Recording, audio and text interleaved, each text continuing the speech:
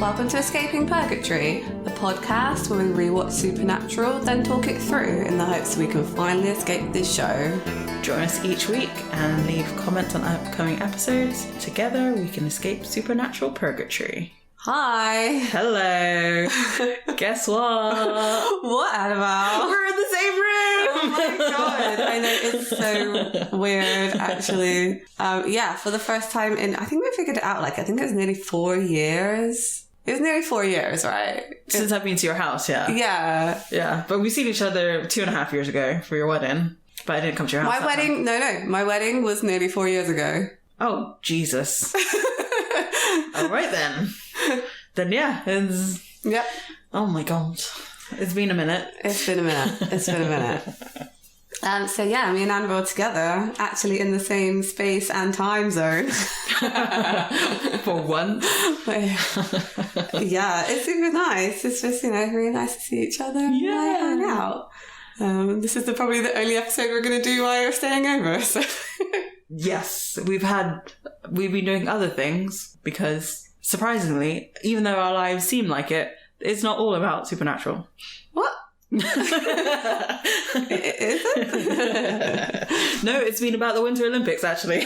Yeah, the Winter Olympics are actually pretty compelling on the TV at the moment. Apart from the curling. The curling is really, really boring. Yeah. And it just takes too long. Who decided that 8 games was per game? It was enough. It was good. Too many. Too many games. So, yeah, I guess in between we've been thinking about Supernatural. It's probably the least I've thought about Supernatural in 2 years. This is 1 week. We did do a very, very, very short version of the walk that you did that inspired this podcast. That's true, yeah. I took Annabelle out to the windmill where I thought up, I'm so angry with Supernatural that we need to make a podcast. So we drew in that energy and we're going to put it into this one, even though I don't know if you can hear it, but we're both pretty tired. So tired. So what's the episode, Annabelle? So we are doing season 3, episode 12, Justin Bello. Justin Bello. Sure. I don't know what to say about this episode. I remember it. This is a really iconic episode, I think, and one that kind of sucks. It's good. The story's good, but I just feel like it didn't have to end this way. No, absolutely.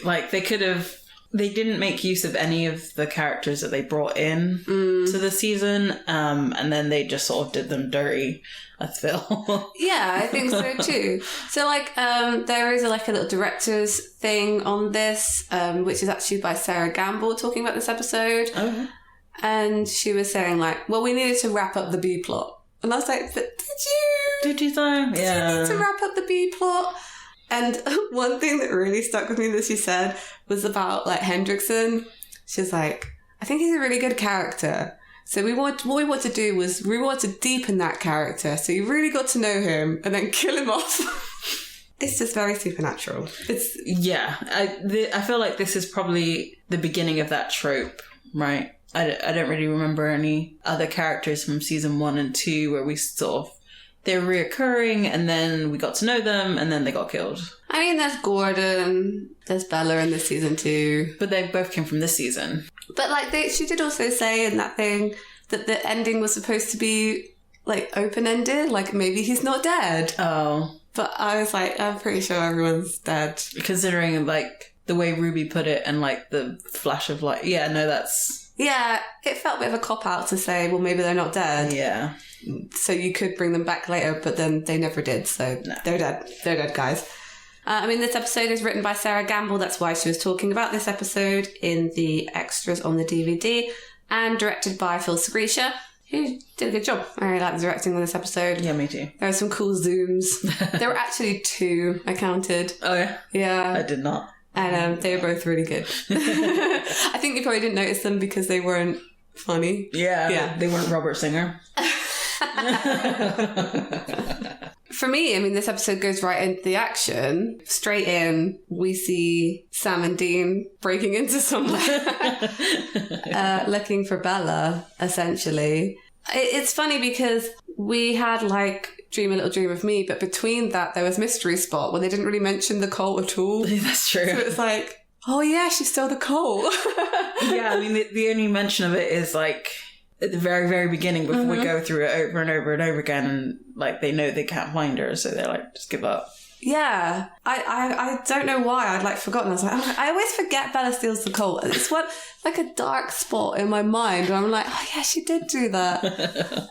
They're looking for her, and eventually like the phone rings and she's there to taunt them. Yes. Where are you? 2 states away by now. Where? Where's our usual quippy banter? I miss it. I want it back, Bella. Now.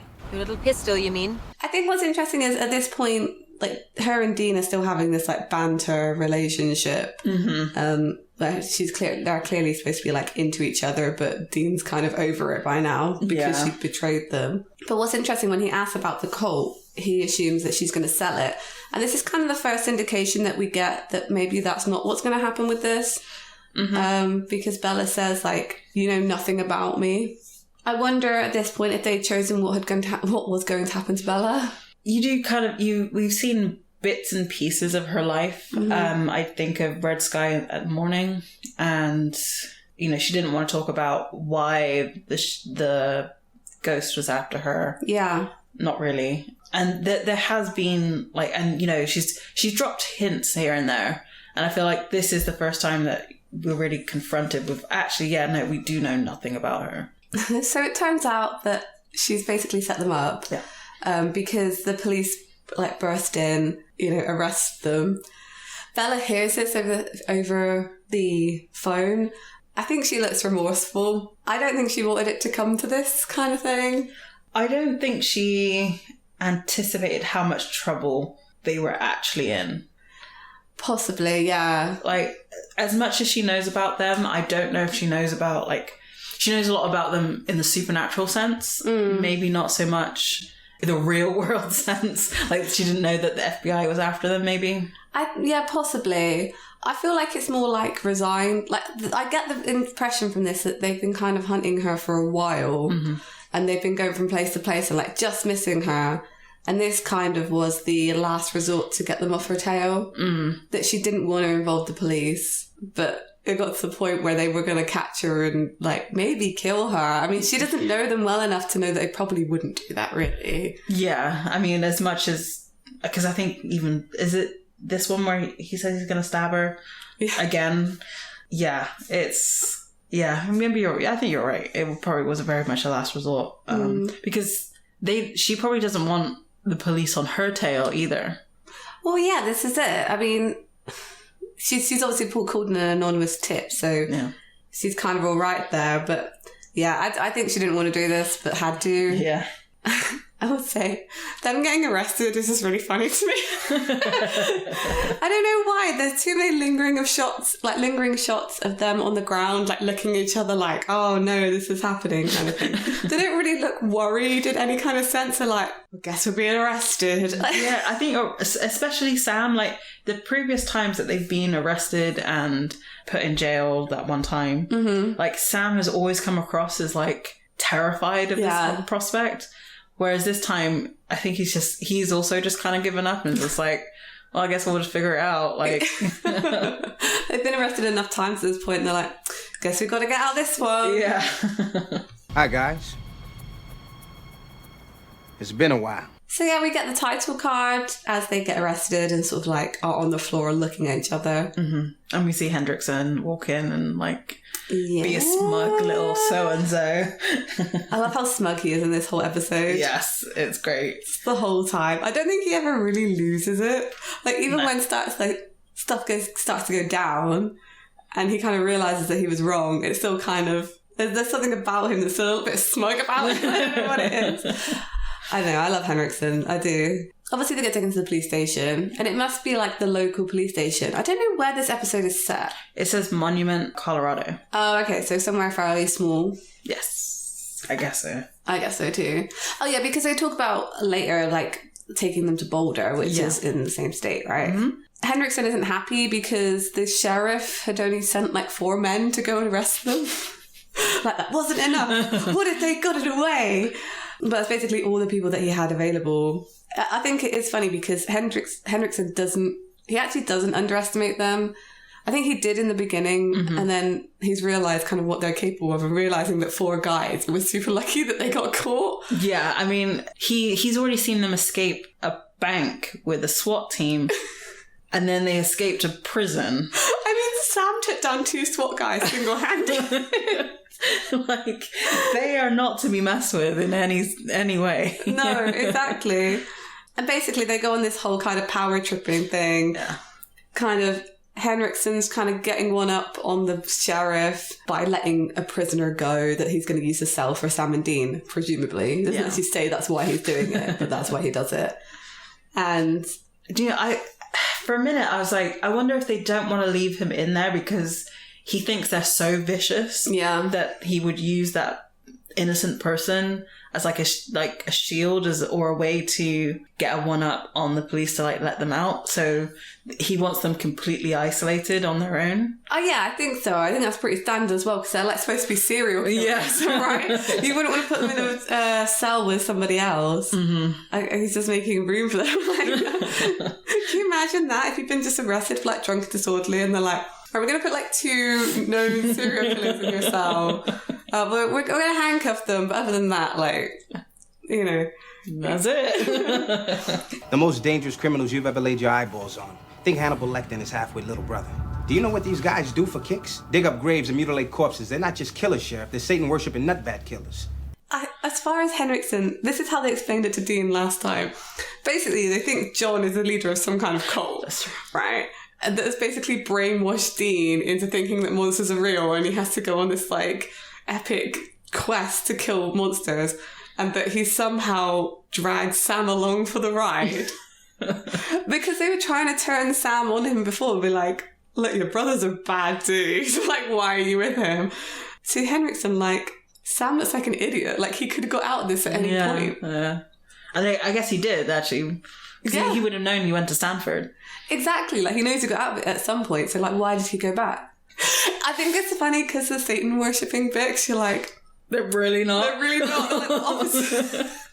Overhearing this, we get introduced to Nancy, who's Amy Garcia, who I love. Yeah. I love her so much. I love her in Lucifer. What's funny is she's almost playing like a proto version of her character in Lucifer here, because she's like quite religious and optimistic. Though she barely says 2 lines in this. Most of it is like... act scared. Yeah. Act timid and scared. Which, okay, fine. But she's like holding her cross and like she has rosaries and things and... I mean, at the same time, you're in this tiny little town and then the FBI comes in and says these 2 crazy men who dig up corpses who worship Satan, which is like the opposite of what you are.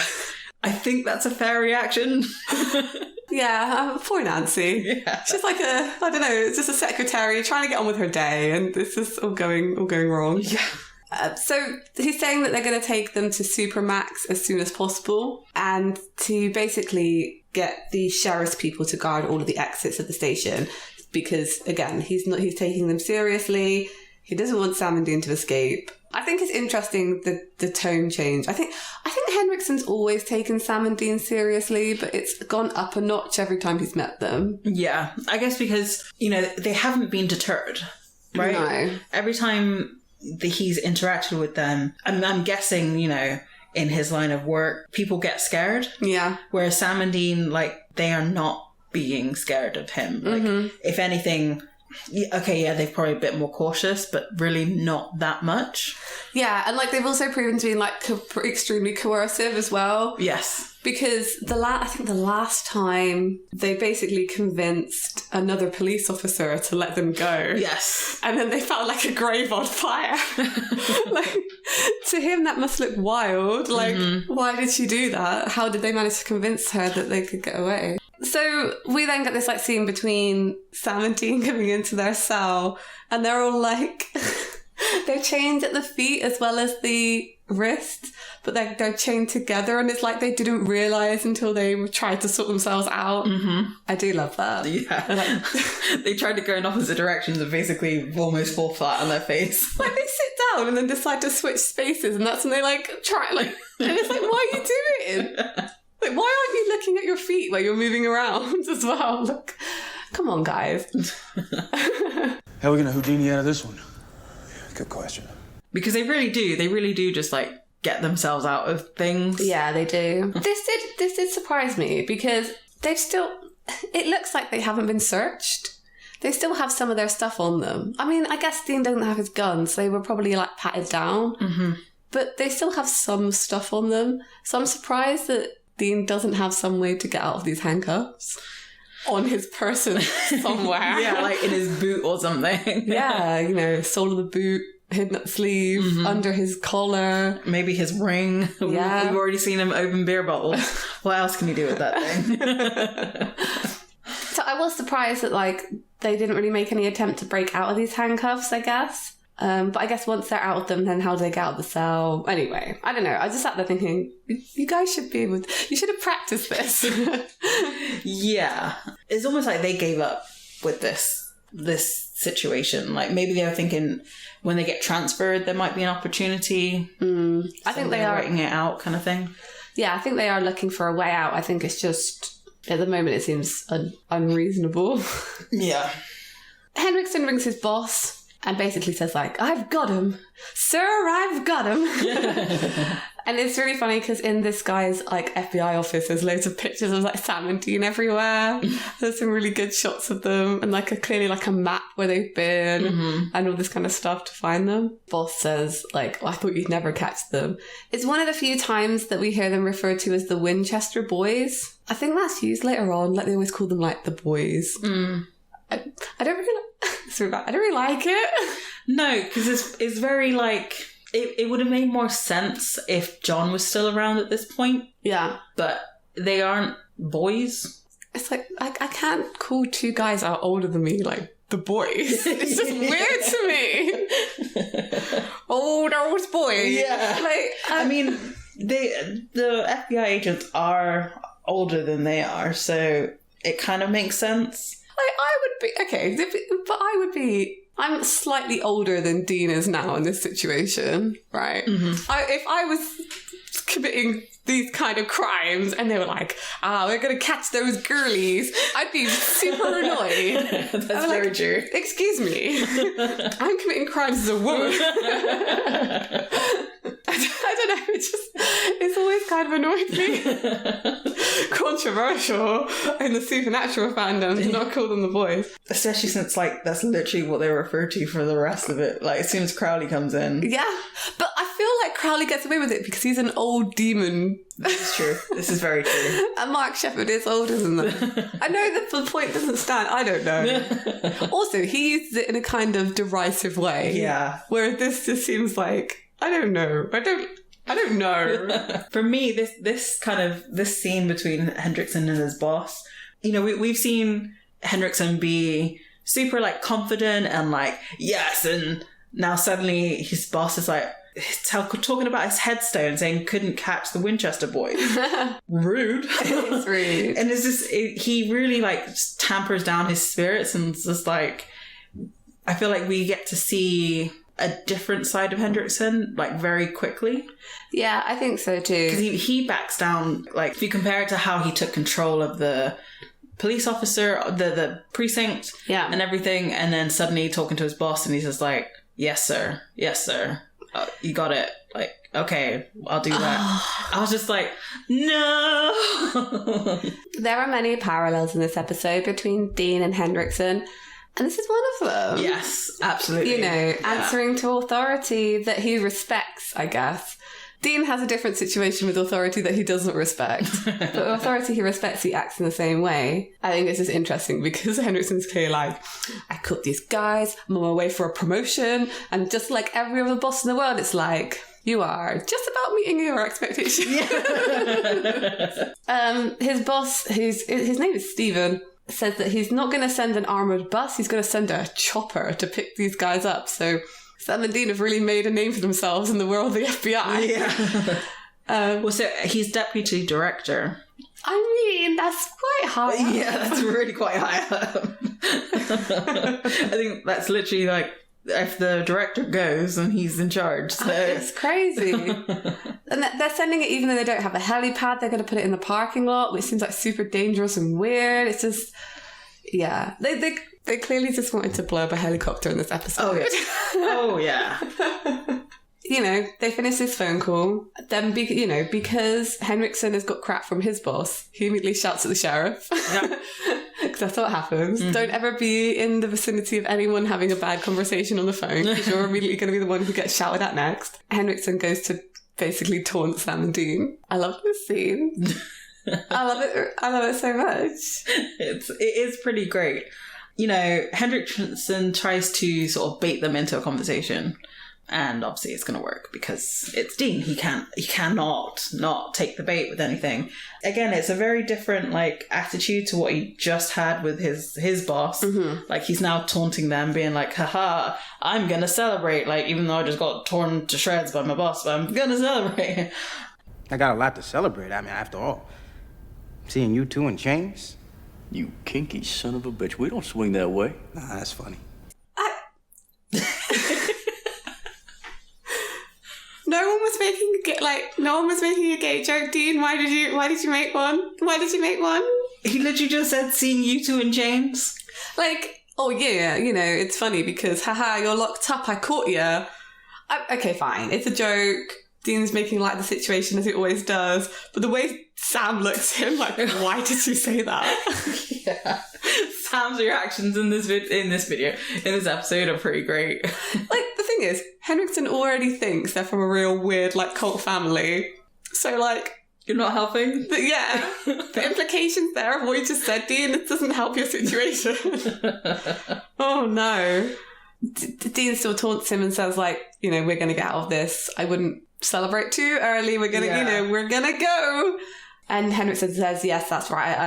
I did underestimate you. I didn't count on you being that smart.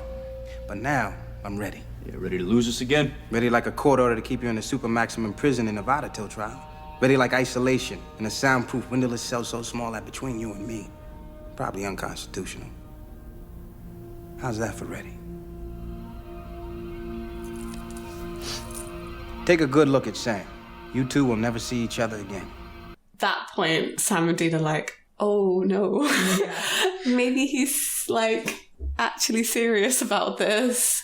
Then he says, you know, take a good long look at Sam. You're never going to see each other again. And when he said that, I was like, how much is that playing into their fears already? Because obviously they know that like Dean's going to die. Mm-hmm. And, you know, if they do go to this unconstitutional situation, there is no way they're getting out of this demon deal.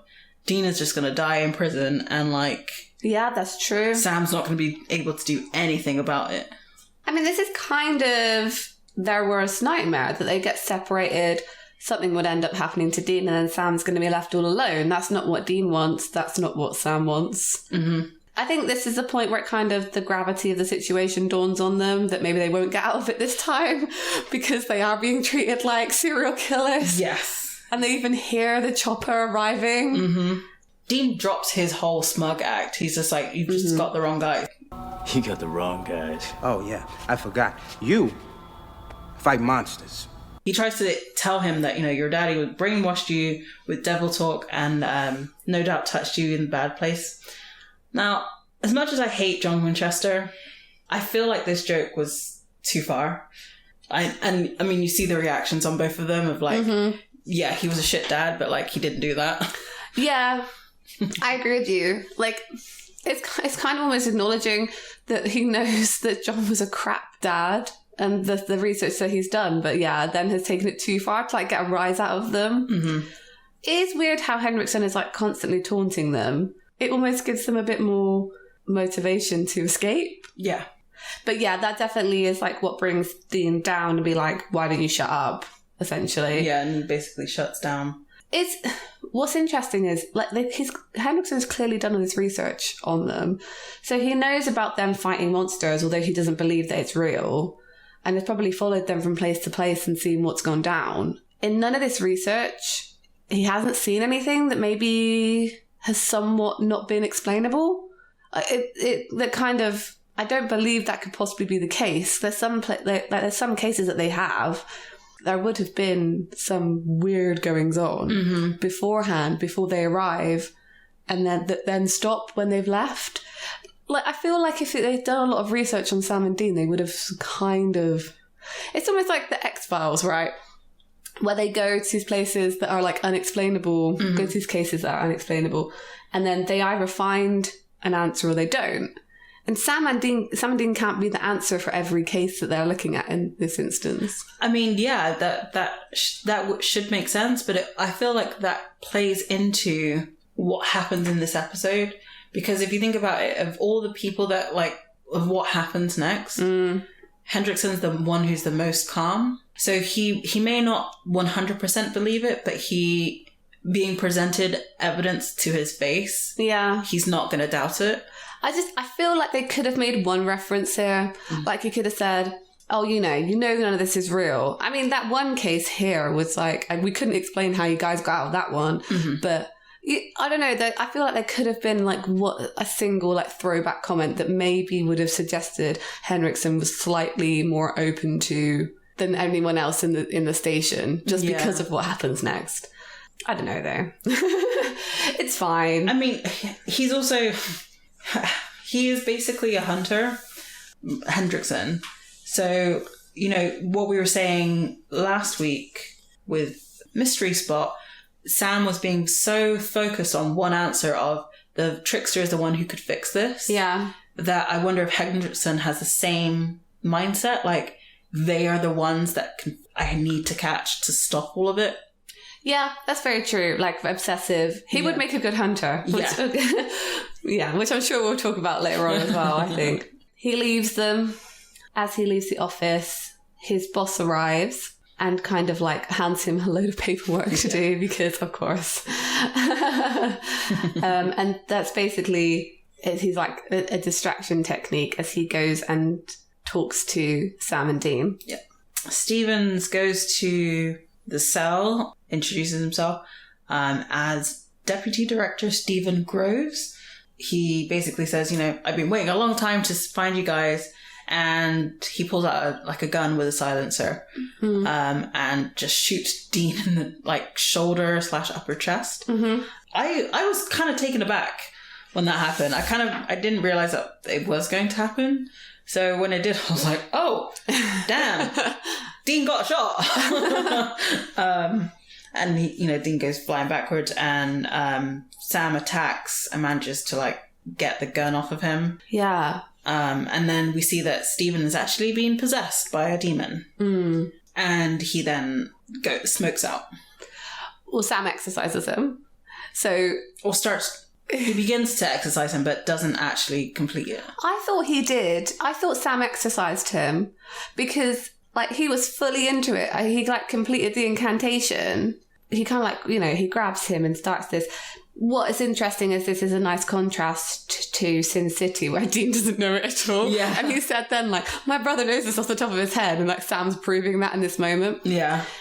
I think maybe you're right that he kind of, the demon realizes that he's about to get exercised, so kind of leaves them with the message that, like, we're after you, and then smokes out. I'm not sure, because I thought he had completed the exorcism. The only reason why I don't think so is because he does say, sorry, I've got to cut this short, like Steven says it. Yeah. And usually demons don't really get a say. They just sort of scream and leave. Yeah, yeah. And also it's a very, like, he goes into the vent.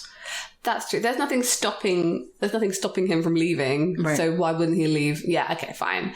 I think I like it. It's showing how confident Sam is with his, like, demon exorcism. And the fact that this, like, threat has been established. What really annoyed me through this whole episode was, like, after they see the first demon, so this guy, and then they're like, anybody could be a demon. Why did they not immediately start using Christo? Like, every single time someone walked into a room, they could have just said it. And, like, it's just... Well, we know this already because it's been, a season and a half? And they haven't used it? It's so frustrating. It's so frustrating. Just use it. Just use the thing. Is it too much of it? Is it too, like, powerful? Like, is it too OP that they're just like, nah? No, it's not. It's a tool they have that was very clearly established for work, so they should use it. It's ridiculous. I agree. But they should have used it in the Witch episode too. So frustrating. I know, I'm totally with you on that one. Also, no, there's something else in this scene that annoys me. Everyone comes running when they hear, like, Stephen hit the floor, but they didn't come running with the gunshot. Silencers aren't that quiet. No, they're not that quiet. No. And also, like, well, I guess because they could hear the banging, maybe, of, like, Stephen being up against the bars and, like, him yelling. That's after the gunshot. This is true. It's very true. So it's just fine now to just shoot your gun, and they're like, everyone didn't even look around. They're like, oh yeah, that Agent Stevens. Oh, he's a crazy one. Yeah. For God's sake. I don't know. It just annoyed me. So yeah, Sam's got the gun. The sheriff runs in, and Sam has to put down the gun to stop himself from getting shot. Yeah, and he kind of puts it over and says, like, check him. I didn't shoot him.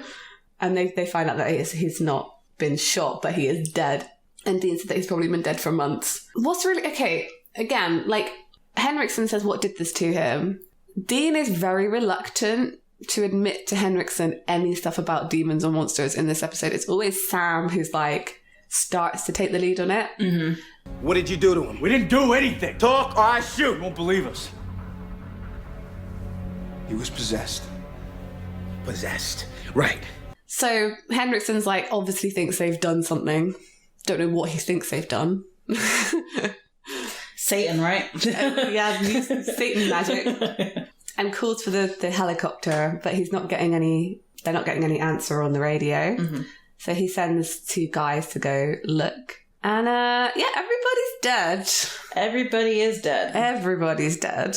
You think Stephen did it before he came into the... Yeah, I do actually. I thought about that one. To be honest though, it could have been any of them. Or they could have all been possessed and then just got rid of them. Yeah, that's true. Because it doesn't really make sense for him to kill the crew, because the whole point of him going inside was to then kill Sam and Dean, and then that would be the end of it. So why would he kill the crew outside before he came in, right? So, like, when he first came into the cell, he said, like, you finally come out of the woodwork. Mm-hmm. So they've clearly been managing to evade the demons for a really long time. Now when they've wanted to find them, I think it's like, we're going to keep them here. So by killing the helicopter pilot and then they blow up the helicopter here, it's just like cutting off any kind of means of escape for them, because the Impala's locked up. Right. So also, if I was a demon, I'd be like, yeah, dramatic. I'm going to blow up this helicopter. They do have a sense of theatre. They do. Also, like this, they clearly didn't blow up the helicopter, because they just show the guy and he gets kind of like the force of the wind and like the light on him, and then they just show the helicopter on fire. Yeah. So they just brought in a destroyed helicopter. Yeah, exactly. It's probably too expensive. I think it's expensive to do the explosion, or they did the explosion and they had one time to do it and it got messed up. Mm-hmm. Henderson's like, what's going on over the radio? And one of the dead officers kind of turns and is a demon and kills that guy too. So everybody's dead. Everybody's dead. Who's left alive? There's the sheriff, Nancy, and I think his deputy. His deputy and Henriksen. Mm-hmm. That's it. So yeah, it's pretty bad, guys. Pretty bleak. Yep. The sheriff is now like loading up a gun, and Nancy's trying to make some phone calls. None of it's working. It's very much like Croatoan. Yeah, it is actually. You're right. And I was thinking about this. I mean, it doesn't make sense at this point why none of it works. Unless, again, when the demon smoked out and took over the other guy, he, like, destroyed some stuff. But do you think when there's a whole bunch of demons, because, you know, the lights flicker and stuff when they're around, that basically is just an overload on the system, and that's why it cuts it all out? I think so, and I think that's almost confirmed, because when you see a big cloud of demons in this episode, it's like electricity like crackling through them. So I wonder if they kind of act as like an EMP and basically shut down all the electronics in the area. Bit of a solar flare. We also watched 901 Lone Star. Yeah. The solar flare. The solar flare episode. I think it was the last episode that was on Disney Plus, actually. Yeah. Yeah. So, I mean, again, this is not something they continue forward. Like, I don't feel like demons have this power later on. Or, I guess, if you really want to put an explanation for it, Sam and Dean find a way to stop that effect from happening. Yeah, I mean, there's also the advancement of technology that happens in this, but I feel like that would actually just get worse. Yeah, I think so too. There is, I think I said this before, the aesthetic of angels and demons really do change. When Cass used to appear, like lights used to flicker and stuff, like every time. And then it was like, oh, now he's just appearing, he's just some guy. Yeah, and it's not just Cass though, because you would think it would be all angels that would happen. Yeah. And, you know, there's the excuse of Cass not, you know, losing his grace and all of that. So it would make sense that it wouldn't always happen, but it is every angel that eventually just doesn't have that reaction. So yeah, you're right. They just depowered them over time. It's just such a shame because I feel like it would have been funnier if, say, in a later season where Cass is actually just some guy, but he's still got his, like, angelic powers, that whenever he appears, like, the lights are flickering, and he's just like, oh, for goodness sake. Every time. Yeah, that would be funny. I miss Cass, not long now. I'm like, oh. It really isn't. What, we're on episode 12? We got, like, 5 episodes. Yeah. On his way to his grand debut. So yeah, there's the sheriff and he's like kind of getting ready to fight people. He's already filling up his rifle. And Nancy is trying to call out of the station. They're all kind of panicking essentially about what's going on. And as all the lights go out, as we're saying, because everything's dead, Sam and Dean like stand up and go, oh dear, that's not good. Yeah. I mean, I guess they were kind of expecting something to happen because where you get one demon, you're probably going to get some more. Yeah. Nancy's panicking. The sheriff's trying to kind of calm her down. Henriksen's trying to calm everyone down. Mm-hmm. Henriksen has this weird moment with Nancy where he promises her, like, I'm going to get you through this. It's very much a Dean speech. It really is. I don't know. I do love Henriksen in this episode. They do deepen his character. They do. Yeah. But that character is Dean. Yep. Absolutely. He is. The only difference is that he doesn't have father issues. I mean, we don't know he doesn't have, like, daddy issues. We don't know that about him. This is true. Yeah. In another life, him and Dean would have been really, really good friends. This makes me sad. You think that? Yeah, I do. I think they would have been really good friends. Yeah, I think you're right, actually. Yeah, they would have... They might have, like, not liked... They didn't like each other in the beginning, actually. And then they grow to respect each other. But I think they do like each other. This is the weird thing. I think from the get-go, I think Dean has a grudging respect for Henriksen. I do. I could see that, yeah. I like their dynamic. And I feel like we could have really had so much more of this. And it's real sad. Anyways... We had 2 great characters this season. Mm-hmm. We had Gordon, which I feel like the way they concluded his story, while short, is actually quite good. Yeah. So actually, okay, coming back to, you know, how we sort of brought up that season 3 was sort of facing your worst fears. Yeah. What do you think Henriksen's is? And do you think he faces it? I don't think so. I think this was very much a cop-out episode. And just a way to, like, tie up loose ends, so they didn't really think about it too much. But maybe being under siege in this way. But I don't know. It doesn't have the same kind of like visceral reaction. No, I think you're right. I think it's a complete cop out. I think they could have made him. We could have found out more about him here, and they could have killed him off in a later episode. Maybe they were planning to, but the season got cut short. Maybe. But I think. Yeah, you're right. Every other character that we like lose this season has a kind of hell moment. Mm-hmm. I don't think Henriksen has that. I really don't. I don't think even at the end. Because it's the ending of this episode is so unexpected. Yeah. And he doesn't really have any moral dilemma either about working with Sam and Dean. No. So it's not like it's that. You know, Henriksen says this is what it is. It is a siege. I mean... He clearly thinks at this point that it's whoever Sam and Dean knows are coming to get them. Yeah. Not that there are loads of like demons coming for them. There's a lot of checking in on Nancy. Her character, it's such a shame. She could have been so much more badass in this episode. But she's just sort of crying and sort of looking tearful and not really saying anything. The word I would describe her as like mousy. Yeah, wallflower. Yeah, very much so. I'm just like... She doesn't really get to have... Well, she kind of does, actually. I was going to say she doesn't really get to have her, like, brave moment. She does. It's just... I don't know. It's not enough. Yeah, I feel that, yeah. Sam and Dean are kind of trying to sort themselves out. Dean obviously got shot, so Sam's trying to help him, telling him not to be such a wuss, even though he's clearly worried about him. Henriksen bursts in and is like, what are you guys doing? Why are people trying to get you? Yeah. And explains the situation. You know, everyone's dead. Station's under siege. Everyone here is in terrible danger. You think? Why don't you let us out of here so we can save your asses? From what? You gonna say demons? Don't you dare say demons. So they don't get to tell him at that point that he's actually demons. Yeah. This scene, Sam is really manipulative. Oh, yeah. When it happened, I was like, oh, you know, Sam's going to do something horrific. But he's the good guy. He's not going to do anything horrific. He's going to be fine. It's going to be fine. It kind of starts out that way, you know, his usual empathetic self. And it's like, hey, Nancy, you're Nancy, right? Come over here. We're not the bad guys. My brother's been shot. We just need some towels. Can you get us towels? Clearly sees that she's not weak, but wants to help, I guess. Yeah. Like, she leaves and appears like she's not going to actually help them, but as she comes back with the towel, Sam, like, kind of beckons her closer to really put her hand through the bars. Yeah. And then he grabs her. Yep. And it's just like, I was like, no, no. And then it obviously was done for a reason because he stole the rosary. I mean, yeah, he did do it for a reason. He, like, really scared her for a reason.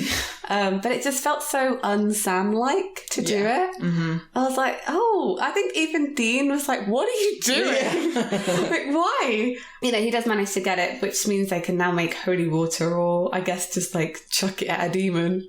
Like, would that work? Chucking a rosary at a demon? Sure. Yeah. Okay. I don't know. This feels like Ruby's influence. I think so too. Like trying to do anything to get the upper hand in a situation. Yeah. Okay. Question. Mm-hmm. Is the water in the toilet bowl the only holy water? Or is it the entire tank now? Oh, look. Because remember when John did it in the water tank? Mm-hmm. And like all of the water that came out of the like... Because I was just trying to think if just... chucking a rosary at a demon does anything. I'm not sure it does. I don't know. I feel like if you press it on them, I'm thinking Constantine. I don't know. I don't know either. So it's a little later and like Dean is sort of sorting himself out with this towel and Sam says, you know, we're like sitting ducks in here. I thought they were going to make a like shooting fish in a barrel joke. I don't know why. Dean's hungry. Of course he is. Grouchy and hungry. He doesn't seem that bothered about being shot. It's like more of an annoyance than anything else. Would have killed these cops to bring us a snack! How many figure are out there? I don't know. However many there are, they could be possessing anyone. Anyone could just walk right in. It's kind of wild, right? I mean, it's like they're coming right for us. Never done that before. It's like we got a contract on us. I think it's because we're so awesome. I think it's because we're so awesome. I wonder if it's like, you know when you get really hurt and like you kind of go a bit delirious with like pain? I wonder if this is it. Like he's just like, I'm in so much pain, I have to distract myself. I think we're awesome. I mean, yeah, for sure. Because like, the next thing he says when the sheriff walks in is, well, howdy there, sheriff. Like, what? Why are you so happy, Dean? You've been shot in the shoulder. I guess if it's a bad situation, at some point you just have to laugh about it, to be honest. Yeah. So, yeah, the sheriff is there to take them. He's going to take them somewhere else. They don't want to go. But then Henriksen appears and says, like, why are we taking them anywhere? They should stay here. Which is already a little bit uncharacteristic, maybe, but it's fine. It's the sheriff's idea to take them to a SWAT facility in Boulder, where clearly there's more guns. So, I mean, it's Henriksen that says, we're not going anywhere. And then, like, basically shoots him, just straight out shoots him. And it's like, oh, crap. Yeah. Henriksen's a demon. Hendrickson is definitely a demon. They sort of get into the grappling match and manage to give Hendrickson a swirly. Yeah. An exorcism swirly. They managed to successfully exorcise someone for once. Yes. Right? He doesn't die. The demon's gone. Yeah. Henriksen's fine. Mm-hmm. Of course, now Henriksen believes them. Before he gets exorcised, he says, like, they're all coming still. Blah, blah, blah, blah, blah. Yeah. It's probably because he hasn't been possessed that long. Yeah, I think so. And the demon didn't kill him. Yeah. So, I mean, it would have been smarter for the demon to kill Henriksen before he then shot the sheriff. as Henriksen wakes up, like, Dean has the best line. Yes. I shot the sheriff. But you didn't shoot the deputy. Sam's look, I think I had the exact same look on my face. I was like, what the hell are you doing? Like, we're joking about this man's murder. It just happened. It's too soon, Dean. and like, it was done through a demon possession, which they both know is like not fun. This is it. I mean, Sam takes the lead on explaining possession to Henriksen. Yeah.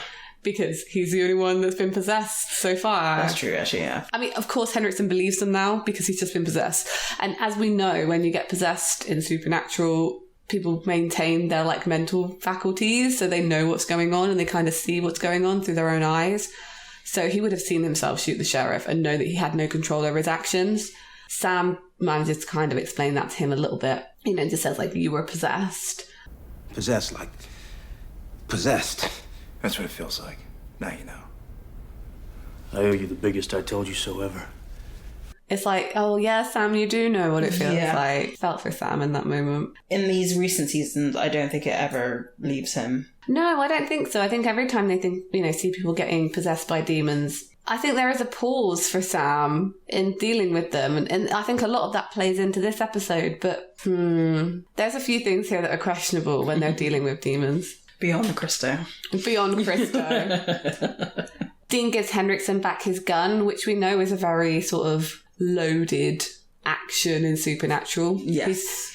He's giving Henriksen his control back. Mm-hmm. It's something very kind he's doing for Henriksen there because he's given him some kind of like agency because we know Dean's really scared of being possessed. Mm-hmm. So I think that small action probably means more to Dean than it does to Henriksen, but like it's nice. I like it. I like the parallels of it. Yeah, and also I feel like it's a trust thing on Hendricksen's part. Yeah. As well. Like it's almost it's a passing of a torch as well. Yeah.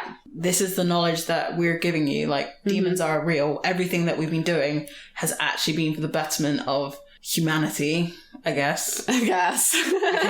Kind of. It's respect, I guess. Yeah. Yeah. I think the demon made a really big mistake in actually possessing Henriksen because I don't think he would have ever believed them if he hadn't been possessed himself. It would have taken him a lot longer. Maybe if he'd seen demons later on, but it would have taken a lot longer and he wouldn't have been on board. Like Nancy would have been the good choice to possess in this because everyone was like looking out for her and very much underestimating her. So, you know, so Henriksen's on board. He's like, okay, how do we do this? Yep. And there's a kind of whole little montage. There's a few little montages in this. And this one is like Sam drawing a devil's trap, Dean looking at floor plans, Nancy looking after Dean, the deputy and Henriksen preparing all their guns and stuff. Dean does comment that guns aren't going to do much. They might make people feel better. But, you know, Dean says it's like poking a bear with a BB gun. It's just going to make them mad. And they need salt instead. Nancy's actually the one who says there's road salt in the storeroom that they can use. Dean directs them to salt windows and doors and everything. And then asks Nancy how she is again. Yeah. And this is kind of one of the few little sort of speeches she gets. It was like, when I was little, I would come home from church and talk about the devil. My parents would tell me to stop being so literal. I guess I showed them, huh? okay, Nancy.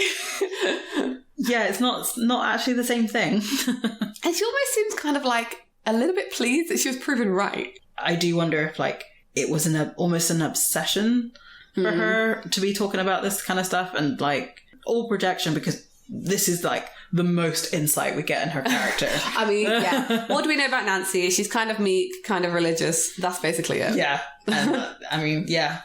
I don't know what we're supposed to take away from this line or this like little speech.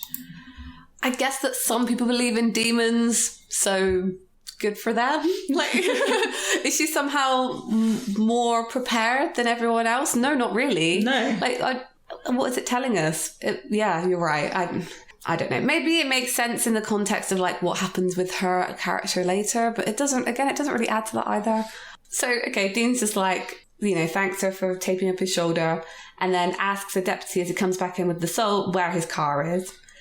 He finds out it's in the impound lot, so goes and says he needs to get something. What I was expecting through this whole thing for like Dean to walk up to his car and be like, oh yeah, baby, you're here. Yeah. What did they do to you? What are you parked next to? But he was so serious walking up to the car and getting stuff out of the trunk.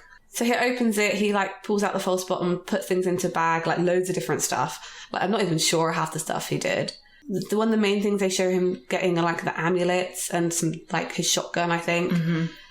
There's a really nice shot at the end of this that I made a note of, which was one of the zooms, where he has the trunk open and it's kind of like the camera is behind Dean and he turns to look at all the smoke that's coming with all the electricity buzzing through it, and it kind of slowly zooms in on him as he looks kind of like, oh crap. Yeah, and I do actually remember that. I remember thinking the lighting in that shot looked really good. It's really good. It's a really nice shot. I really, really liked it.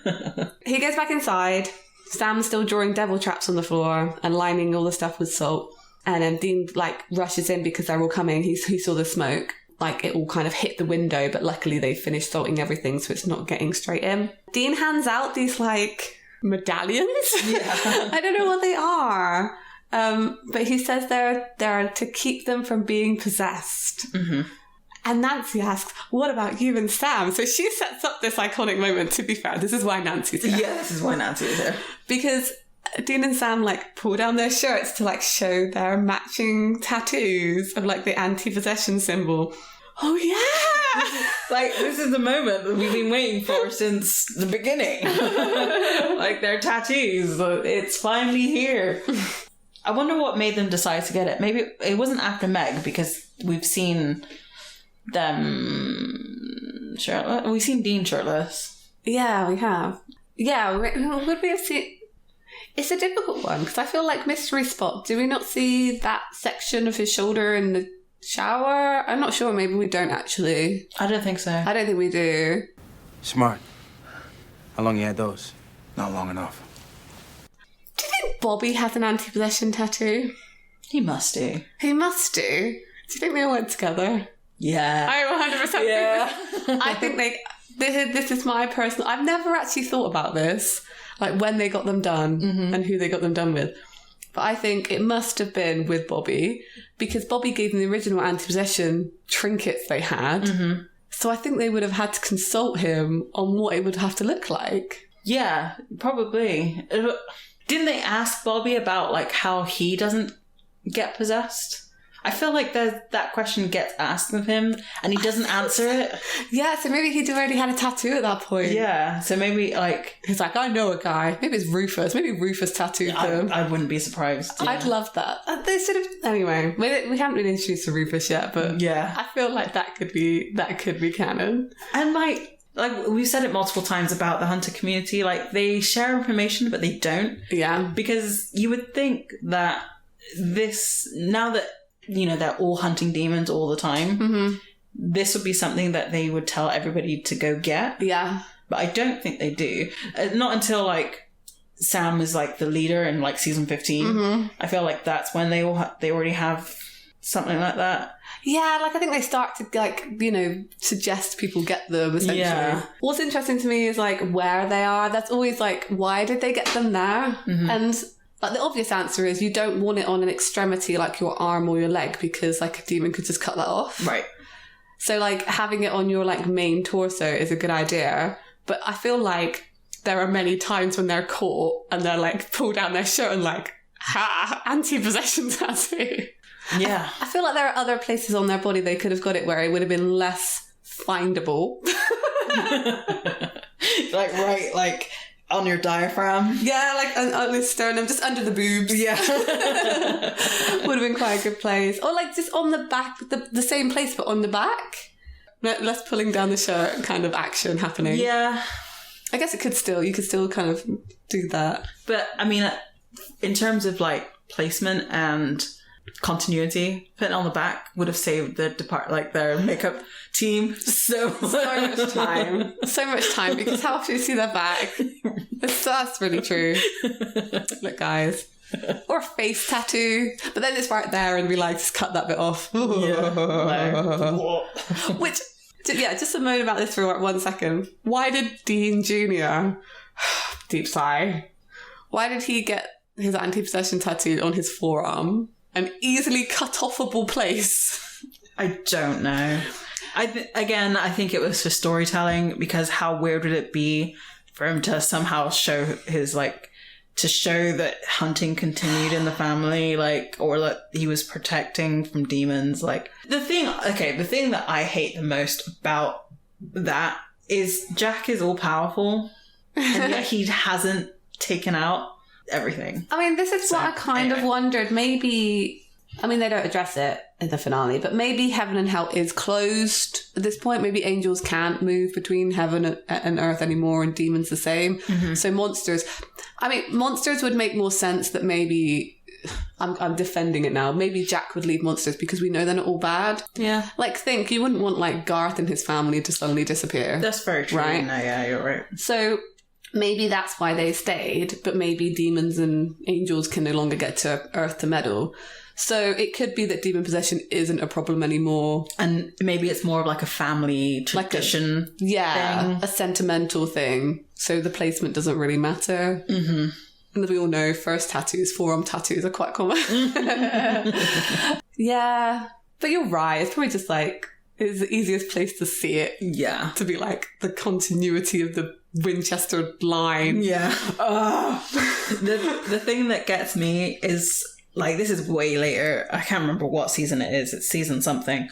When they get the, like, anti-angel thing on their ribs. Yeah.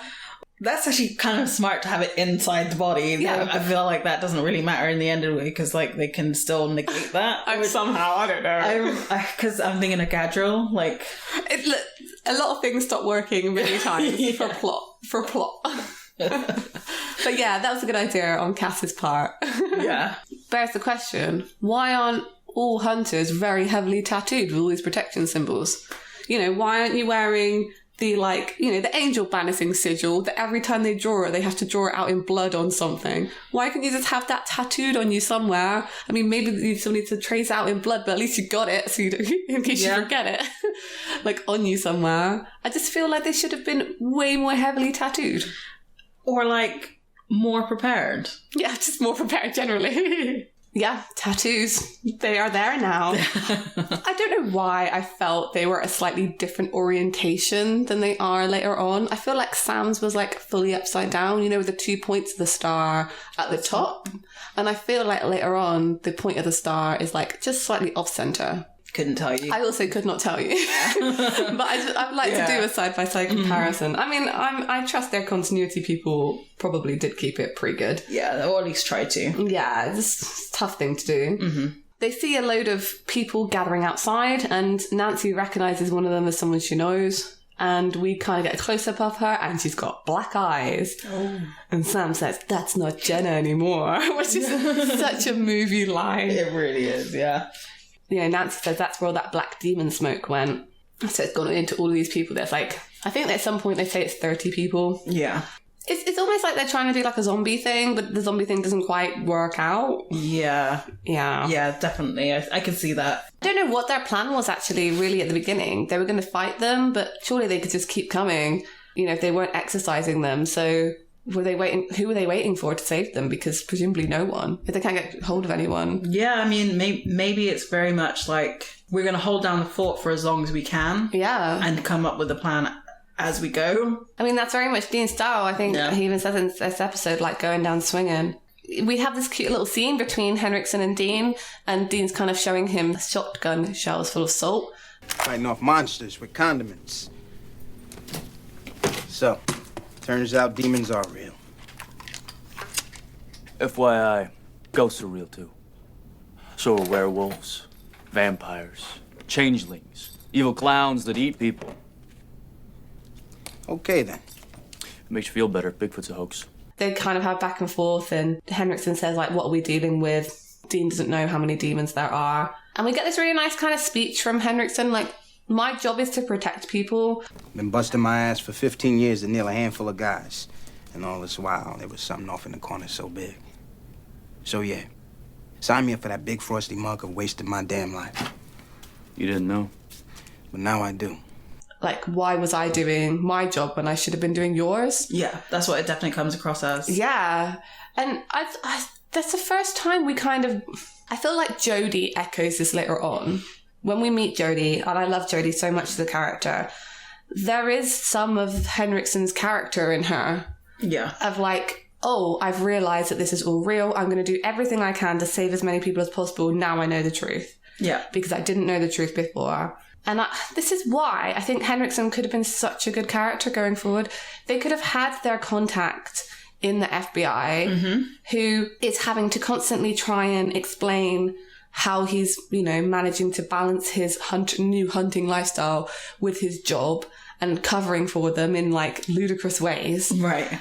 It could have been really like nice drop-in guest star moments of him helping them out. I'm not saying like they could have had him in like every episode, but there are definitely points in the seasons where it would have been useful to have someone in the FBI, and they could have brought Henriksen in to kind of help them out, or he's not able to help them out because of specific reasons. Or so Bobby is the know-it-all on the supernatural side. Yeah. And then have Henriksen be their contact for when they need, you know, information about so-and-so, like, that they can't find because it, like, how many more stories could they have opened up with an FBI story or FBI agent in their story? Yeah, like, okay, can you imagine the Leviathan storyline where there's a doubles of Sam and Dean going around like committing crimes? Wouldn't it have just been an awesome throwback to get like a call from Henriksen and being like, what's going on, guys? I thought you left this life of crime behind. Kind of thing. Like, what's going on? And them having to explain to them about Leviathans.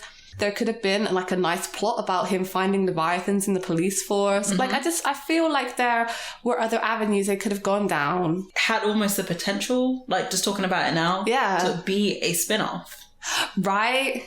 And this was even before they were talking about any kind of spin-off for Supernatural, but I would have watched this one with Henriksen in. Me too. You know, him discovering about hunting. There could have been a whole parallel storyline. You know how they did with like Agents of S.H.I.E.L.D.? There could have been all parallel storylines where you kind of see the things that are happening from a normal person's point of view. Exactly.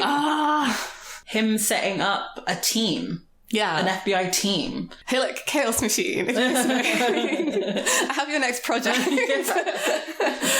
Because you could go back and tell this story and tell the story of Supernatural through Henriksen and his team and the FBI. Can you imagine? He's like sat at his desk. He's now deputy director of the FBI. He's like, God damn it, Sam and Dean. Like when the darkness came or when Mara came or something. Like everything that happens is like, best Sam and Dean. Exactly. And he has no way to contact them at that point because they're like in the bunk. Look, I would write that. I would watch that.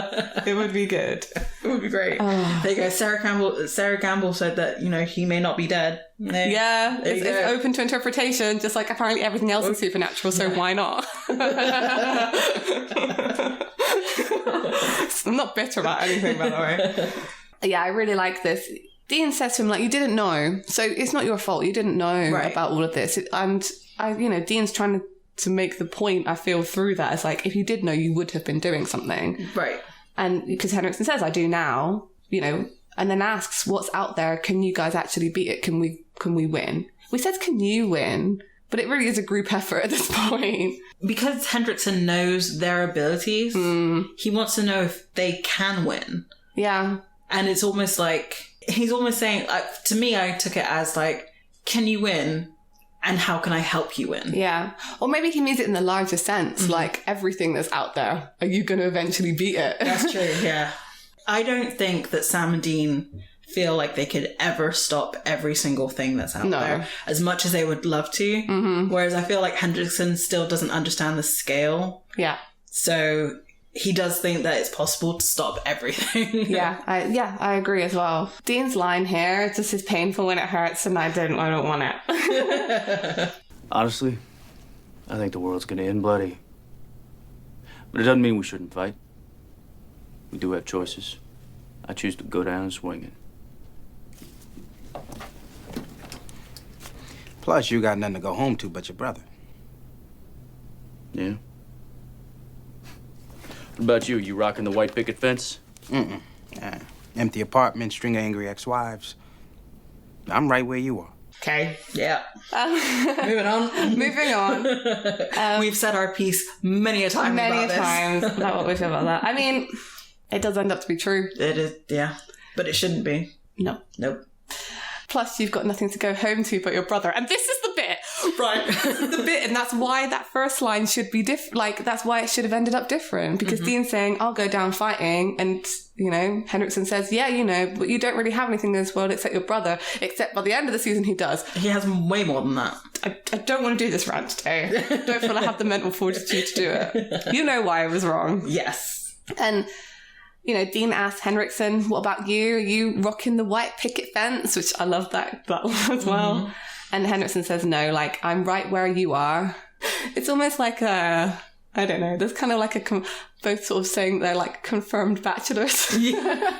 I mean, going back to the line earlier. There's a little wink and a nod there. It's like, you know, no one at home, wink. I have many ex-wives, but no ex-husbands.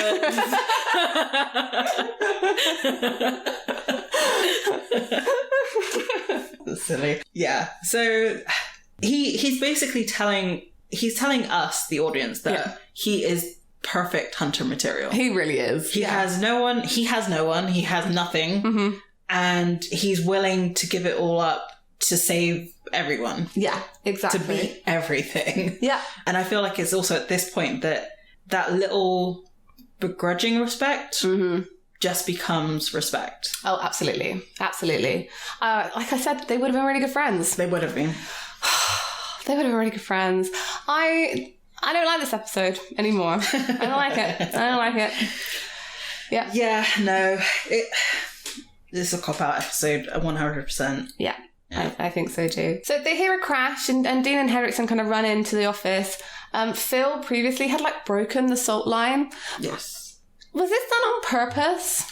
That's what I thought, but I think it was just carelessness. I think so too. Because Ruby appears and she kind of falls into a devil's trap, which is quite funny. So at least there was that. It was a second line of defense. But yeah, I feel like you're right. She managed to get through because he accidentally broke the salt line. Yeah. They do fix that. Like, because he was looking out the window at the smoke, I think, or something. Yeah, or like wiping the window and he brushed it. Mm-hmm. Like, it's like, you're supposed to be... It's defense. Yeah, be careful. Be careful. I think they were supposed to like plant the seed of doubt that maybe he was a demon, but then it never really came to anything, so it was fine, you know. And yeah, so Ruby's here. Dean is not happy. Of course not. You know, Sam scratches the devil's trap and lets Ruby out. She's so gross. She says, does anyone have a breath mint? Some guts splattered in my mouth while I was killing my way in here. I'm surprised that didn't get more of a reaction from either Henriksen or Dean, because like they're really against like killing humans, and she's literally just killed a whole bunch. Or did she? Look, I have things to say about Ruby. This episode is... I don't understand it, actually. But I think I have an explanation for it. All right. Hopefully. I'll be interested to hear it when we get there, because it's coming up. It's confusing. So Ruby walks past and she goes into the main office. Dean asks her how many there are, and she says at least 30. That's where we got the number 30 from. And Dean's like, oh, who sent them? At this point, Ruby looks at Sam and says, you didn't tell Dean? And I was like, wait, what did he not tell him? And I was like, oh, right. So it turns out Sam didn't tell Dean about this new person who was rising in the West. See, but I thought she had that conversation with Dean. I thought he was in the room. I thought he was there. I thought he heard the whole thing. But apparently not. Yeah, I was super confused by that moment because I was like, I'm sure Dean knew this. But I guess it's supposed to be like a big reveal moment, but it didn't feel it to me because I'm like, I'm sure I'm sure Dean knew. Yeah, I was thinking the same thing. I was like, well, and also Dean's reaction of like, you know, you didn't tell me. They never believe demons. So why would Sam tell a rumor to Dean? Yeah, I mean, I trust Ruby at this point, but like, I don't know. It's all very... I'm trying to think when Ruby told Sam. I don't remember this. I'm just like so confused by all the conversations that they had and what they're keeping from each other at this point. Yeah, so I think, wasn't it was Tammy? Wasn't it Tammy who said Tammy. it? Possibly Tammy.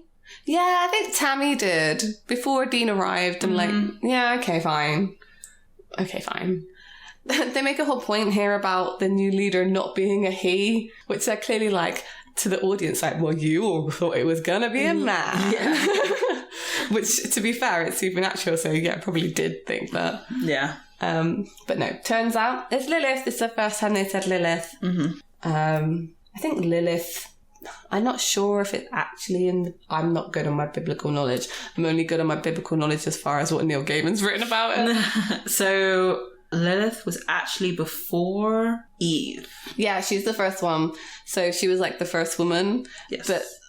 But the way that I know it is that she wasn't like made from Adam's rib. So she was just a complete, person not made from him at all. And she was too much of an equal, so he didn't like her. Yeah. The misogyny. Basically. And so, yeah, I don't know. I've always been a little bit on Lilith's side. Yep, Ruby says she really, really wants Sam's intestines on a stick because she sees him as competition, I guess, to lead the demon army. And, Dean's a bit put out. And says, like, well, what else are we keeping from each other? But, like, really, you're all keeping everything from each other all the time. So. Yeah, exactly. It's like... Ruby asks about the cult, and they all look very, very sheepish for a bit. Before she finally figures out that they lost it. They don't tell her that Bella has it. And I think they did that to protect Bella. Yes, I agree. Because Ruby definitely would have gone after her and killed her. Yep. If she had the cult, which is super interesting. That even though they are definitely like gunning for Bella, they don't want Ruby to go after her. As much as they don't like Bella, she's actually a really good resource because that African route. Yeah, they went to her. Yeah, she has a lot of information, and she is the one who would, again, had they not killed her off in this season, it would be really interesting for her to still be around to be able to procure items. Yeah. And can you imagine if she got into the Men of Letters bunker? Right. She so would have stolen all of their stuff. And they essentially replace her with a different character later on in the seasons as well. Like a different procurement guy. And it's like, okay, fine. Could have been Bella though, couldn't it? Ruby explains that instead of the cult then, she has a spell that's going to get rid of every demon in a 1 mile radius, including her. She's going to sacrifice herself for the Winchesters. Mm-hmm. So you let the cold out of your sight, and now I have to die. So next time, be more careful. How's that for a dying wish? She just said, so next time, be more careful. She doesn't seem that bothered about her own life. So basically, she says that it calls for a person of virtue. And Dean's like, I've got virtue. It's like, you do. You do. But she doesn't. Not that kind of Not virtue. that kind. Basically, she wants a virgin. And Dean's like, ha ha, nobody's a virgin. But they all kind of look at Nancy. This is such a weird conversation. Why is Dean in such disbelief on this? He's just like, nobody is. Why? Nobody is. Nancy's all for it and says, like, what can I do to help? Mm-hmm. And Ruby says, you can hold still while I cut your heart out of your chest. To which point they all kind of argue about what that means. So, I have a question. Yeah. Do you think this spell was ever legit? Yes. I do too. Yeah, I think it was legit. The thing is, I'm not sure what she meant by... Because, like, the idea of killing a demon in this season isn't quite the same as killing a demon later on. Yeah. So in my mind, I was like, okay, she's going to die, but she's going to come back because it's almost like an exorcism rather than a... Oh... Dying. I don't know, she uses the word vaporize though. Yeah, so I think it would have been 100% like... Permanent. Yeah. Dead. See, this whole spell thing seems to be a setup for Sam to try and get him to agree to kill Nancy. Mm-hmm. That's how I read this. Is in like, I'm not sure it would have worked. I don't think Ruby would sacrifice herself like that because ultimately she's working for Lilith. Yeah, you're right. Yeah. So I think this was a play to get Sam to agree to do something terrible in the whole, like, let's push Sam towards being an awful person. And they would have gone with plan B anyway. Yeah, they would have gone with plan B anyway. But she wanted to see how far she could push Sam in this situation because it's quite a dire situation. Yeah. She's really manipulative. Ruby's motivations are very confusing in season 3. Well, so again, what would she have done with the cult? Because it's one gun with 5 rounds. How is that going to take on 30 people? Exactly. 30, yeah. I mean, was she going to do a ricochet spell? It wouldn't have helped unless they sat and made more bullets there in some way. I don't know. But yeah, this felt like it was... I think, me personally, I think Ruby knew the cult was gone. This was all a setup to try and get Sam to kill Nancy. And that this spell wouldn't have worked. Yeah, I think you're right. I do think you're right. Or, yeah, I think Ruby was always meant to get into the building, get Sam to do something, whether it was kill with the cult, like he was supposed to kill one of them, like the most innocent looking one with the cult. Yeah. Yeah, I think you're right. I think it was all just a setup. It completely 100% was a setup because the other demons could have come through that salt line. It was Ruby who came through first. Yeah. It's all very, very convenient. Mm-hmm. But yeah, they do argue, you know, Dean's like, no. And Ruby kind of counters as like, well, what she thinks is going to happen when the demons get in? Like, you're going to die anyway. Right. But Henriksen says like, no, we're going to protect her because he's already promised that earlier on that they were going to protect her. Nancy, in like a surprise move, kind of shuts everyone up and says... All the people out there. Will it save them? It'll blow the demons out of their bodies. So if their bodies are okay, yeah. And so she agrees to do it. Like, Nancy says, fine, I'll sacrifice myself for all these people. You're right. Which, honestly, like, I'm not surprised on her part because of, you know, Jesus. Yeah, like her Christian sort of beliefs and stuff. And you've shown her to be really religious. I do feel like self-sacrifice, one for many, feels like a philosophy of Christianity. I mean, yeah, it should be. Yeah. That's what it should be. Also Star Trek. The needs of the many outweigh the needs of the few or the one.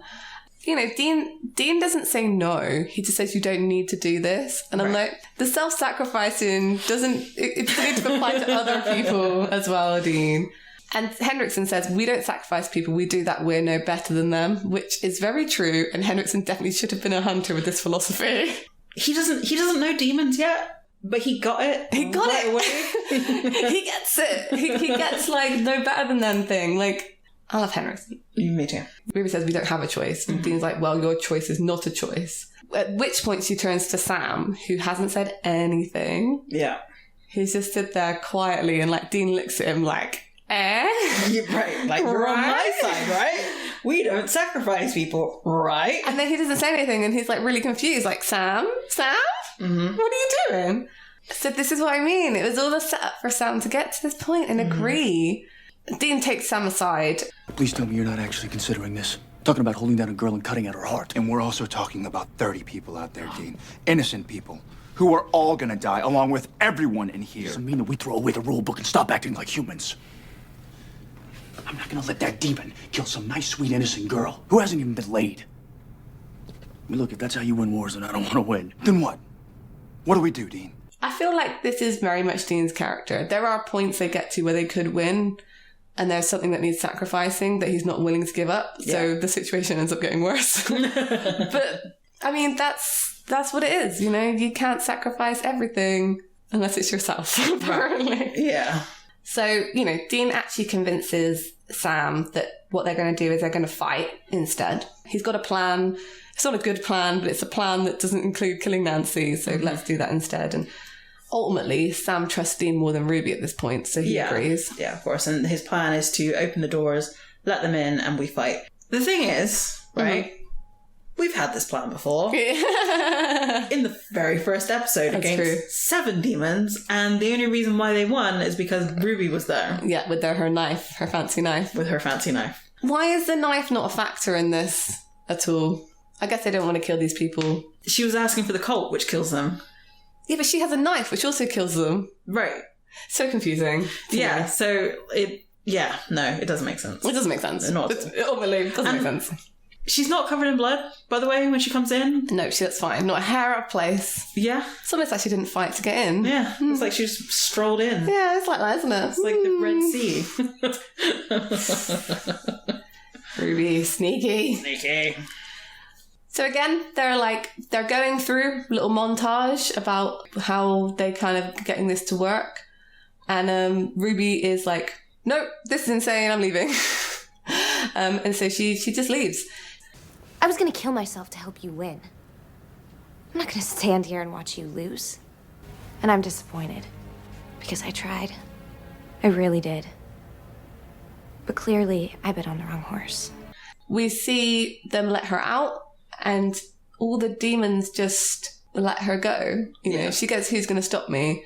We kind of see one of the demons like smile past her. Mm-hmm. And I guess it's because they're like anticipating that the fact that she hasn't been to help them, so they're all going to storm the building now. Mm-hmm. But it also could be read as, haha, like, our agent is out of the building. It's very weird to me. I feel like if she actually did care about them in the way that she's claiming that she does, she would have stayed to fight. Yes. But it is all a manipulation, so she didn't get her manipulation to work, so she's leaving. Mm-hmm. I feel like, saying like I'm disappointed and leaving, mm-hmm. Sam is very much a people pleaser. He is, yeah. So this is probably going to be in his mind. So the next time they meet, he won't want to disappoint her, maybe? Yeah. Yeah. It's all a ongoing con. Yes. It's just... Dean is right. Should never have trusted Demon. We're back inside and the plan is in motion, and we see Hendrickson, Dean and Sam all open 3 sets of doors and break the salt line, break the devil's trap to allow the demons to come in. Amy was watching the episode and I came to her office and I was like, just to see where she was at in the episode, and also just to refresh my memory. And you said something like, why didn't they just open one door at a time? And it's so true. I mean, it makes sense to why they didn't. Yeah. As the scene goes on, but like as a first attempt, that seems like a horrible idea. Like they have salt lines and they have a devil's trap at each door. So why would you not, for example, open a door, trap some demons in the devil trap, knock them out, get the next batch in, factory style. Yeah. Like, why would you let them all in at once? To the point that they could, I know they were trying to get them in quickly. Like, I understand that now, but it felt stupid at the time. It absolutely did feel stupid at the time. And, nothing really happens for a little bit. Yeah. It's the anticipation part of it. And then suddenly they get bum rush, basically. Yeah. There's so much fighting that I'm not even going to go through it. No, they just But my absolute favourite bit of the fighting is at the end, where they kind of get a bit cornered and Sam just has a bottle of holy water and he's just just splashing it everywhere. Yeah. There's a bit with Henriksen as well where he's got the holy water and he's like, well, I hope this works. Yeah. And just starts splashing it everywhere. And so there's also a little bit of cutting in between of them fighting inside, and we see the deputy and Nancy outside. Yes. So once all of the demons have rushed in, which is why they had all the doors open, so they can guarantee that they all got in. Yeah. They start closing the doors and closing the salt lines. Mm-hmm. And as they're fighting, Jenna is apparently the most powerful of them all because she walks up and puts her hand out to trap Sam and Dean against the wall like usual. We hear Dean yelling, let's do it now, essentially. Like I said, Hendrickson is also cornered and has hopes it works, and he hits a tape player that is connected to the PA system. The exorcism starts. It was so funny to me because the exorcism is in Sam's voice. There's no emotion in it. No. Right, it's just him reading it, just really flat. Just really flat. And you think, I don't know why I expected him to be really dramatic. Yeah, really dramatic, Shakespearean. Yeah, but it's just really flat. to me, sometimes it sounded like Dean was doing it, and sometimes it will sound like they were switching verses, but I'm probably wrong. I'm like almost 100% sure it was like Sam, right? It was Sam. Yeah. Dean doesn't know it. It doesn't mean he can, I mean... Reading it, I guess, but like it's just easier to get Sam who knows it to do. Yeah, you're right. The thing that got me with this, so Jenna starts like doing her demon exorcism thing. Sam and Dean are still stuck against the wall. Yeah. Why? Shouldn't, like... It's the collective power of them all stuck there. I don't know. I don't know. It was... I Reasons. was like, what? And another thing... So once the exorcism starts, they're all trying to get to the doors, and the doors open outwards. But unless I missed it, it looked like they just... Nancy and the deputy just closed the doors, put the salt. So surely they would have been able to push the doors and move the salt. Maybe they locked them too. I don't know. But they're fire escape, so... I don't know. Yeah, you're right. That was one thing that I was like... I understand that they can't cross salt lines. Yeah, but they can the push doors can push it open. Unless the salt does prevent them from interacting with the object somehow. I don't know. It's stupid. Maybe they must have locked them or like chucked a wedge underneath it or something. That's what I'm thinking. It was just not shown. Something. Yeah. Because I was like, what? This is quite a gutsy move because I feel like they probably didn't know that recording an exorcism would actually work compared to saying it in person. Mm-hmm. So they're kind of lucky that it worked. And also, once you've proven that this worked, like you said before, why does this not carry a dictaphone around playing it? Just like, oh, we're going to go hunt demons today. All right, well, I'll get my boombox out with my like exorcism, hold it above my head outside the warehouse. I'd be like, I demon. Yeah, like there were so many things. There's a lot of things when it comes to demons that they definitely should have done differently. Yeah. But people have brought up before hula hoops full of salt. You just chuck them like a hoopla over the demon. Like a lasso. Yeah. I bet you could make a lasso filled with salt. I reckon that's possible. I would have liked to have seen that. Cowboy hats. Dean would have loved that. Oh, absolutely. Absolutely loved that. I mean, but then again, they are men. So, can you imagine them walking around with hula hoops though? 100%. 100%. You know Dean would get one and be like, woo! Look, Garth would have done it. And he's a better hunter than both of them. That's very true. You're not wrong. So yeah, they managed to exorcise all these demons and save all these people, which is amazing. Like, they actually do it. They actually didn't kill... any of them. They killed a few people. There's a few people at the beginning who died, but Sam and Dean, not directly responsible for any deaths this episode. Good on them. I know, right? Amazing. Yeah, they all get, they all sort themselves out and the electricity comes back on. I will say one other thing I really like from this scene. There's a point in the fighting where Dean and Henriksen are like back to back. Yes. Really enjoyed that. Mm-hmm. Just for reasons. Yes, I mean, they had a very good dynamic. It was like, while one reloaded, the other one was shooting, and then they switched. It was good. Best friends. What you talking about? My best friend. Obviously, no one saw that, but we started dancing, like doing the elbow trick. So yeah, they saved everyone. I love that. I'm stealing this line from Henriksen. He says, I better call in. I'll have a story I won't be telling. So what are you going to tell him? The least ridiculous lie I can come up with in the next 5 minutes. After a night out, like a really heavy night out, it's a hell of a story. I won't tell anyone. And Dean says, like, no pressure, but what about us? And Henriksen says, I'm going to kill you. Yep. Sam and Dean Winchester was in the helicopter when it caught on fire. Nothing left. Can't even identify them with dental records. And I said, rest in peace, guys. So, yeah, this is how this B-plot ends, is that Sam and Dean are dead now in the eyes of the FBI. So they no longer need to hunt them. And it's the second time, though. Like, well, second time for Dean. Second time for Dean. Like, you'd think... I still don't understand how they, like, in their brains, the FBI managed to decide that that other body wasn't Dean. Like, how did they explain... That went to Mulder's office. Yeah. Mulder and Scully should have done a cameo. I would die on this hill. Yeah, they Sam and Dean shake hands and they part ways. You know, he says, get out of here. Like, quite like, go on, guys. You did a good job. Mm-hmm. And then this is the worst scene of this episode.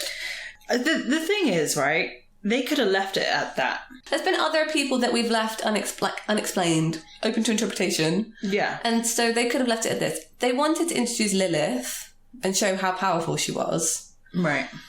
I feel like this episode already showed how powerful Lilith was. The fact that there was control over like 30 demons that managed to attack the FBI, explode a helicopter. Like, that is a massive escalation to where we've been. So I don't feel like we needed to...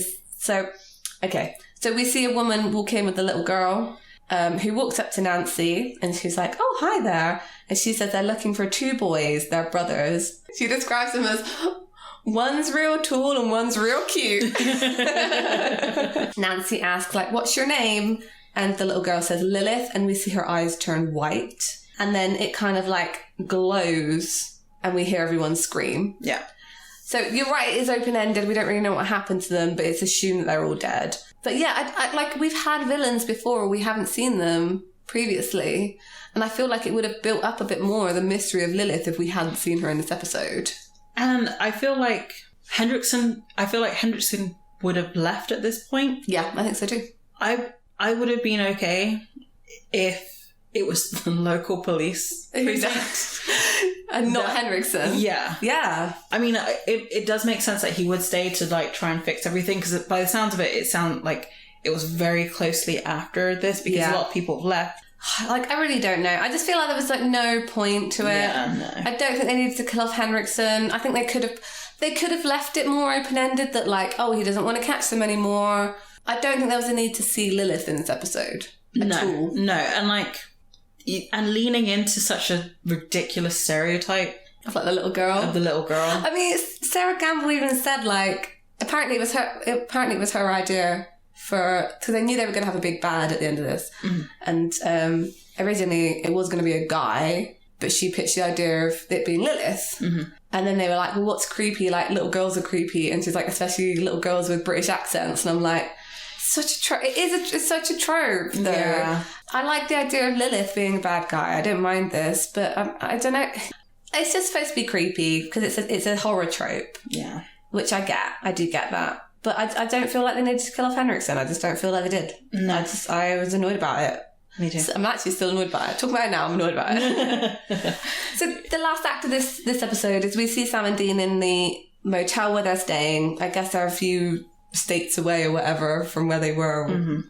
And Ruby comes in and turns on the television. And it says on the TV that the police station exploded. They think it was a gas main. Yeah. And they have confirmed the people who have died. So there was the sheriff and his deputy, the secretary, Nancy, 3 FBI agents, which was Stephen Groves, who was the guy who was possessed at the beginning, Calvin Reedy, who had died outside by the helicopter, and Victor Henriksen. And like the news shows all their pictures and stuff. It also says the 2 fugitives in custody were also killed, so Sam and Dean are still dead. Yeah. And then that's it. Ruby turns off the television and like looks at Sam like, well, I never told you everyone was good. Maybe this was why. So, okay, let's give an explanation for this then. Lilith killed them off to make prove Ruby right. Yeah. That her way was the only way. So it does work in that sense. Where this goes, Lilith asking after Sam and Dean makes no sense, because they know where they are, because Ruby knows where they are. Yeah, see, I don't know how much they've decided how much Ruby and Lilith are involved at this point. Yeah. It does make sense in hindsight, how you can read into it, but it is definitely not clear. Yeah.